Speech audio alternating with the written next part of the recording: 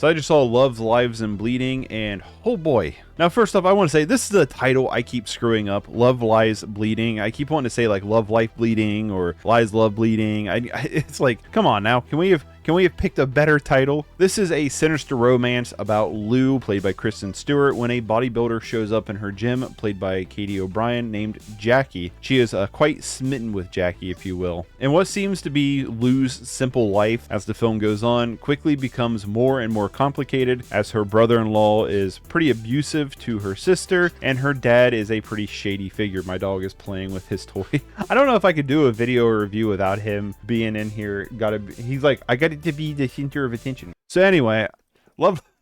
But as the film goes on, more and more layers are peeled back, slowly unveiling just how complicated Lou's life is and this whole structure and dynamic. It's a very parasitic relationship as it unfolds. This is a romance, but with a very sinister core. It just kind of lives in this like seedy, slimy part of cinema that I just personally love to roll around in. Out of the gate, the cinematography is absolutely gorgeous, but what really stands out to me visually is the lighting. I thought the lighting was absolutely fantastic in this movie. A lot of the lighting won't like fully light characters, casting a lot of shadows onto them. Everything's kind of like hidden in this kind of shadow in a way, and it just looks great. It really helps add to the tone. But what also really helps add to the tone is Clint Mansell's amazing score. Clint Mansell is one of my favorite composers for film, and when I saw his name pop up on screen, I was like, okay. I was like, I didn't know this was going to be one of his projects. I'm like, okay. And then as we watched the film, I was just like, man, the way Clint just sets the tone and the emotion of the film and helps guide it from act to act, making this kind of like feel almost like a seamless piece, is just really impressive. But also on top of that, I was like, I'm totally listening to this music outside of the film as well. I just think it's a really great score. There's some also really great choices in the editing room. There's some great choices to kind of splice in some foreshadowing. There's some choices to kind of like abruptly end some scenes that I thought worked really, really well. There's some great choices in the sound design. There's like this almost muscle crunching, crinching, muscle ripping kind of sound throughout a lot of the movie that definitely made some scenes feel pretty uneasy. But also the performances here are fantastic. The film has Kristen Stewart, Katy O'Brien, Dave Franco, Ed Harris, Jena Malone are all in this movie, and they're all fantastic. Everybody across the board is great. And also just really love the fact that Kristen Stewart's on this, hey, I'm a good actor arc now. Like, she's been putting out some really good performances, and personally I think Love, Lies, Bleeding might be one of my favorite I've seen from her ever. She is like fantastic in this. I love the fact too that the film is willing to go into like some surrealist territories. Like, there are some very surrealist moments happening in this film that I personally really, really loved. I thought there were some great scenes with Jackie and some of the, I guess, horrors. One of my favorite scenes, I will just put it this way, one of my favorite scenes is when she goes to the bodybuilding contest. It's a pretty horrific scene in a lot of ways, and just really, really well done. And it kind of leans into that surrealism, especially the ending of the film too, kind of leans into it. And there's just like these glimpses of surrealism thrown throughout there that just kind of adds to this like kind of, I don't, maybe overbearing's the right term, but like this kind of just like weight to the film emotionally and tonally that I really enjoyed. And I will say, for everything that I love, one thing that did kind of peel back to me a little bit was just the writing structure. There's clearly some scenes that is just happening in the film to get to the next point. They're here to set up a plot beat or something like that. One of the most egregious, in my opinion, that does this is the scene where Lou is at the red light and she sees her ex. It's just such a like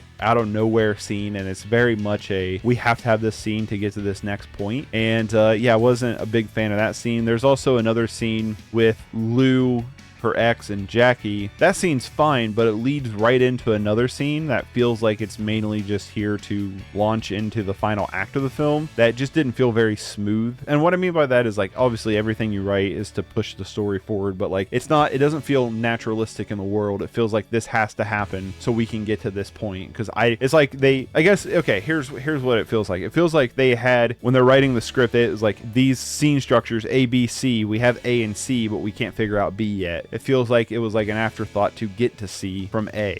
Does that make any sense? But it's not anything to like ruin the film. It's not anything to take away from the emotional core of the film. It's nothing to take away from the tone of the film, and it's nothing to take away from the main like grips of the film. It was just a couple of scenes where I was just like, you know what I mean? Like, okay, I guess it did kind of take me out of the experience a little bit, but not enough to like ruin anything at all. To me, this film is just kind of lives in that gross part of the world where nobody's the hero despite them being a hero that I like to just live in sometimes with film. It is just kind of a dirty film that the characters are all as seedy. Everybody's like kind of sweaty and gross, and I really enjoyed it. It's an 8 out of 10 for me. It could go up, it could go down on a second viewing, but it's going to be an 8 out of 10 currently. I really enjoyed the film. I thought it was great. And yeah, if you want to support what I do, you can consider becoming a member, subscribing, Patreon, whatever. All that stuff's down below. But yeah, if you've seen Love Lies Bleeding, I would love to know what your thoughts of it are, and I will see you later. Bye.